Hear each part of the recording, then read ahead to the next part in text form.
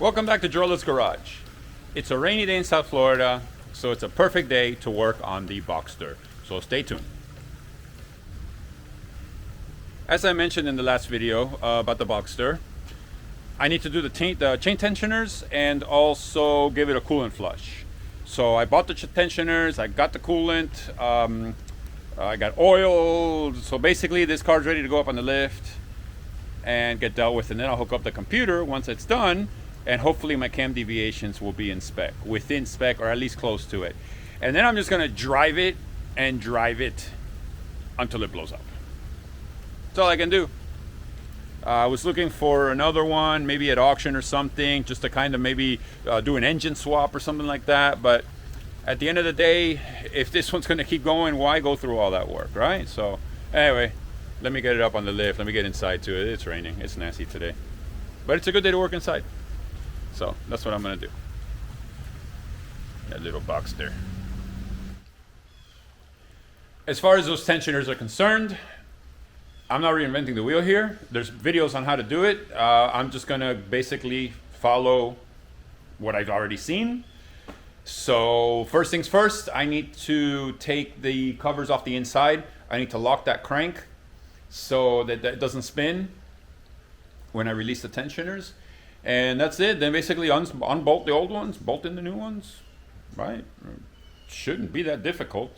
Put some fresh oil in it, new oil filter, and just, you know, let it rip. Let's see. Let's get started. Let me tear apart the inside here and get going. Actually, first I need to get it up in the air. But before I put it up in the air, I have to do the inside, because then I can't open the door because of the lift, you know, the arms on the lift. So one thing at a time,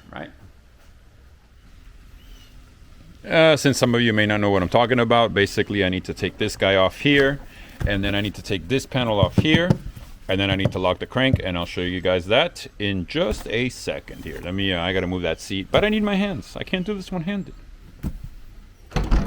Okay, so see, this is where it gets a little more difficult.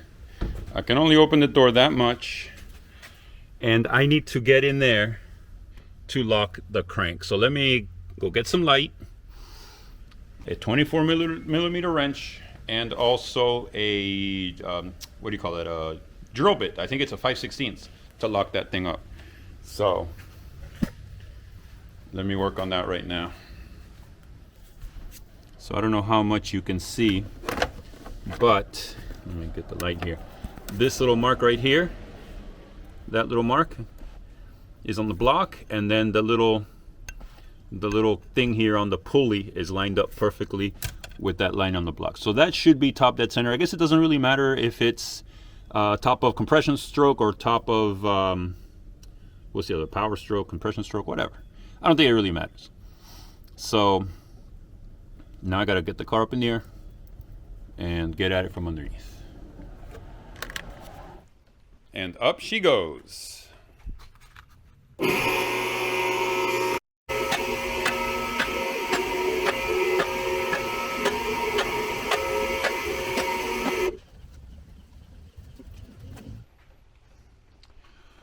Okay, so I don't want to repeat what every other video says, but that's one of the tensioners right there, that little guy right there. I can't point to it with my finger because I got to hold the light with the other hand, but that's one of them right there. And then the other one is this guy right here. So should be pretty straightforward. I'm also going to remove that cap right there, that black cap. Again, I can't point at it because I got to hold the light with one hand and camera with the other. But I'm going to remove that cap, make sure that that cam, the notches on the cam are vertical, and I want to make sure that they stay that way.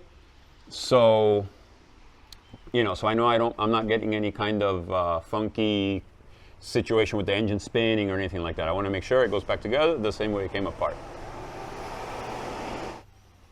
But first I'm going to have to drain the oil. The filter, I guess, can stay for now, but the oil is going to have to be drained, because I suspect quite a bit of oil is going to come out when I go ahead and pull those tensioners out. So let me get on it. Let me go get the pan and all that stuff and get to work. All right, I don't know if you can see that, but those cam markers or whatever are pretty much on the dot where I need them to be. Again, I don't know if you can see it or not. I gotta hold one light with one hand, the camera with the other, so I can't stick my hand up there and show you, but I can see it and it looks good to me. So now I'm gonna go ahead and pull the tensioners, and hopefully that stays the same. Here are the two tensioners. You can see one is slightly taller than the other, but otherwise they're the same. You can see they're the same ones because they have two grooves on the bottom. That's how you differentiate the tensioners. So I'm gonna put this one in a glass of oil here, and I'm gonna pump it. But I don't need my hands for this. I'm gonna make a mess otherwise. So basically, I'm just gonna pump it, get it full of oil, and I'm gonna go back over to the car and put the new one inside the car. I got that one in. I still need to torque it though, so I'm not done. Now I'm gonna get that one off right there. I don't know if you can see it, wherever it is. This camera is not that easy to see. So anyway, that one that's there, I need to get that one off now. Quite a bit of oil came out of there. A lot more than I expected. So I might as well go ahead and give it an oil change because I bought the oil already. I just, I just got to do it. So anyway, that's next. I'm going to take that one out. It's just, unscrewing it and screwing the new one in. So no real rocket science to that. Not even worthy of a filming. So I need my hands. You guys ever heard that meme that goes, I may not be a smart man, but I know something's, not right when I see it. Those two tensioners look completely different. They should be the same. Because they both have one notch. But I don't know. They look different to me. It may not matter. I mean, this thing basically doesn't do anything until it gets to about the height of this one. But yeah, I don't know. I gotta do some research on that.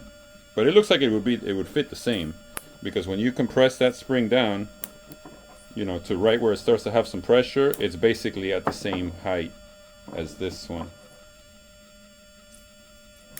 Alright, I need to do some research here. I don't want to put that on and mess something up. So what I did is I put the tensioner inside the oil and I bled all the air out of it. And as soon as I did that, it got rock hard. So that tensioner is working fine. So this one is kind of soft anyway. You know what I mean? I'm not going to worry about it. Listen, the important thing is it's got one groove there. This one also has one groove there. That's what matters, to make sure that it's the correct one. So I'm going to go ahead and put it on. It's going to be a little tight because, like I said, that thing locked up when I got oil in it. So I'm going to have to press pretty hard. So I can't hold the camera and the light and put this in all at the same time. So back soon.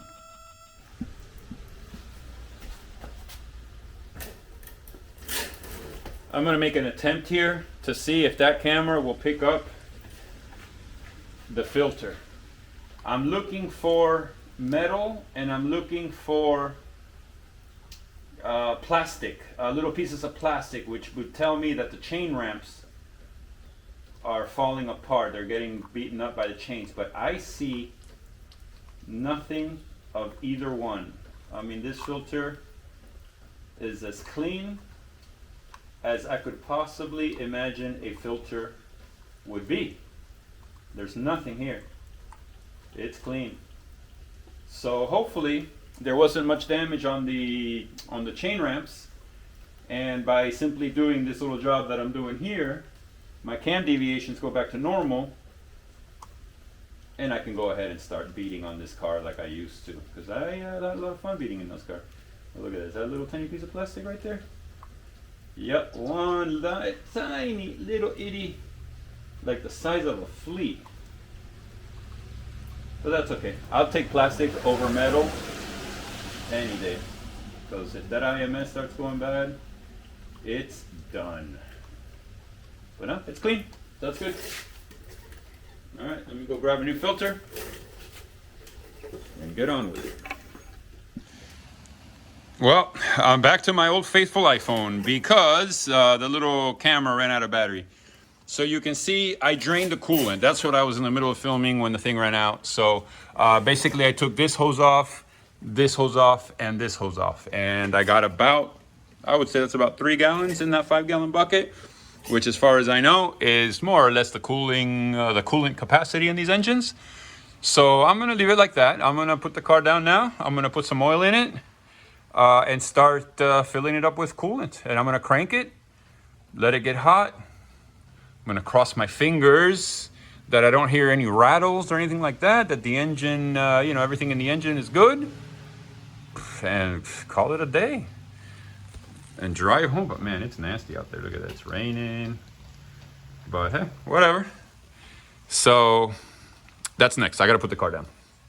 And before I do anything else, and before I forget, I need to put that plug back there. I don't know how well you can see that, but that mark on the cam is exactly where I left it. Like when I took that plug off, it has not moved. So that's good. Ready to get back together. And here is the plug that I bought. This is the one that covers it. This is the original, thought it was a genuine, but anyway, whatever. It's gonna replace the one that I took off. And I guess it goes on dry. There's no sealants or anything on there, so I'm just gonna put it on dry. I couldn't really film it because I needed my hands. I still have this taken apart because, again, I was still waiting for this car to blow up, so I haven't put anything back together. I put oil, I put coolant. What I wanna do now is give it a couple of cranks and get some oil pressure going. Obviously I took the wrench off of there.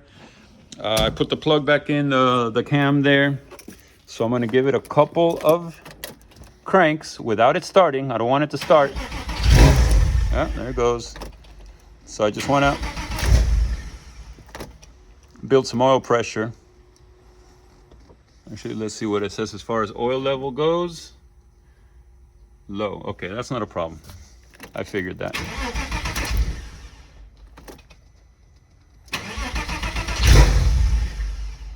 All right. Let's see what happens.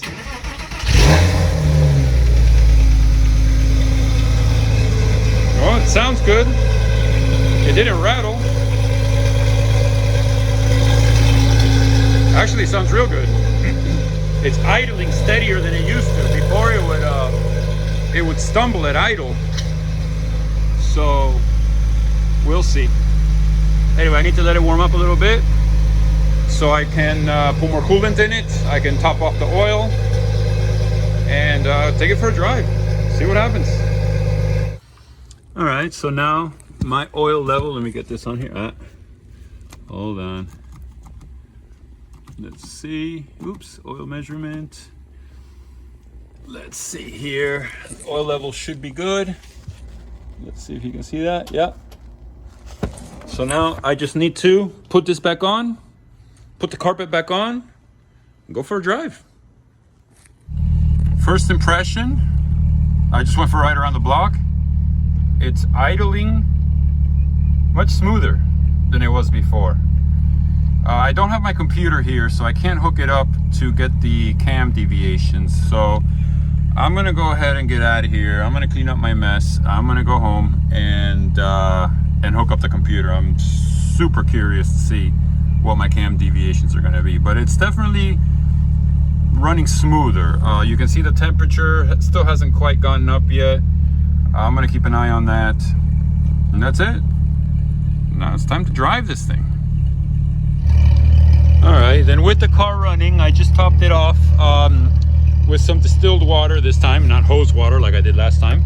But last time I filled up the whole thing with hose water. I didn't even put any coolant. Now I put coolant and I'm topping it off with distilled water.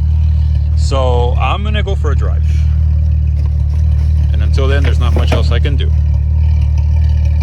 But seems to be okay. That little car. It's a trooper. Okay, so I'm checking my cam deviation here. I got Piggy with me here. And the car is warm. Temperature is good, fortunately. But red light. So my cam deviation is not looking so hot. This number here shouldn't be higher than 6 or -6. This one is fine. That's more or less about where I was before I changed the tensioners. So apparently that didn't do anything. All right, I just put it again, and yeah, it's giving me that number. So I don't know what to do. Maybe I just leave it alone, just drive it, and if it blows up, it blows up, you know. I'll see. Maybe I can find another cheap car at auction and do a motor swap. There's an idea. So I'll go ahead and end this video here. I still haven't gone home, but I'm gonna go home now. I'll post that part up before this so that we can go over the cam deviations and see if there was any change at all. So for now, I'm just gonna drive it. It seems to be running great. I think the cam tensioners probably did make a little bit of a difference. So there's nothing left to do but to drive it. I want to take it to the track, really, is what I want to do, and go really beat on it a little bit and see if it blows up. At least then I'll know what I'm working with, you know. So I hope you enjoyed this little journey here with the Boxster. I'm hoping, if this car is going to survive, that is the end of it as far as my little mishap with the overheating. This should be the final, how can I say, the final episode on that situation, because I can't think of anything else I need to do. So as always, please hit the like button, hit the subscribe, Drola964 on Instagram. And until next time, I'll have some more videos coming up. I got a bunch of projects. I'll see, as you guys saw in my shop update video there, I got plenty of stuff that needs work. So I'll be back with a new video soon. Till then, thanks for watching.